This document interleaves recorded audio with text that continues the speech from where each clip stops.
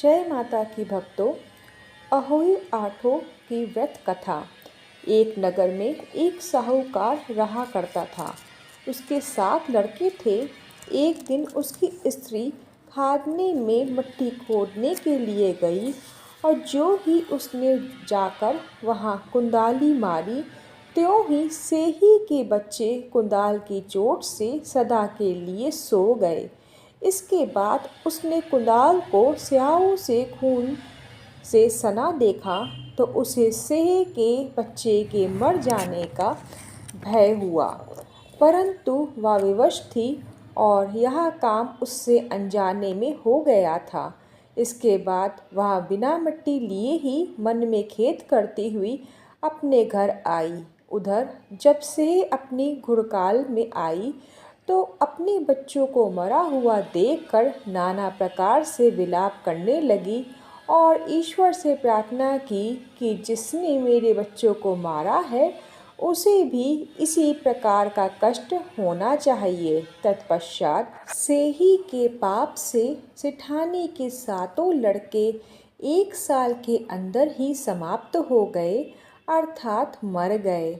इस प्रकार अपने बच्चों को असमय में काल में समाये जाने पर सेठ सेठानी इतने दुखी हुए कि उन्होंने किसी तीर्थ पर जाकर अपने प्राणों को गंवा देना उचित समझा।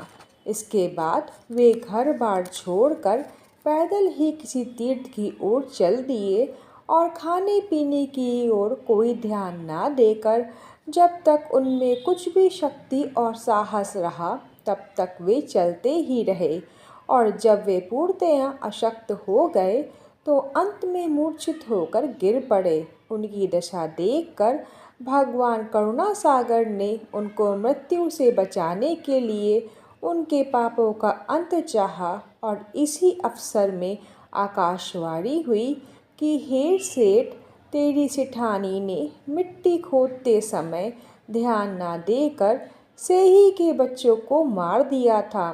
उसके कारण तुम्हें अपने बच्चों का दुख देखना पड़ा।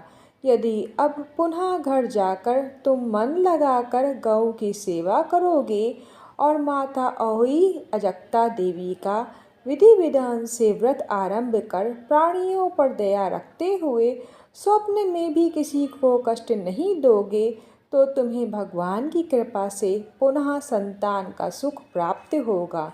इस प्रकार आकाशवाणी सुनकर सेठ सेठानी कुछ आशान्वित हो गए और भगवती देवी का स्मरण करते हुए अपने घर को चले आए। इसके बाद श्रद्धा भक्ति से न केवल अहोई माता के व्रत के साथ गौ माता की सेवा करना आरंभ कर दिया, अपितु सब जीवों पर दया रखते हुए क्रोध और द्वेष का सर्वदा परित्याग कर दिया। ऐसा करने के पश्चात भगवान की कृपा से वे सेठ सेठानी 7 पुत्र वाले होकर और अगणित पौत्रों के सहित संसार में नाना प्रकार के सुखों को भोगने के पश्चात स्वर्ग को चले गए। इस कथा से शिक्षा, बहुत सोच विचार के बाद भली प्रकार निरीक्षण करने पर ही कार्य का आरंभ करो और अनजाने में भी किसी प्राणी की हिंसा मत करो। गौ माता की सेवा के साथ साथ अहोई माता अजन्मा देवी भगवती की पूजा करो। ऐसा करने पर अवश्य संतान के सुख के साथ साथ संपत्ति सुख भी प्राप्त होगा। बोलो अहोई माता की सदा ही जय हो।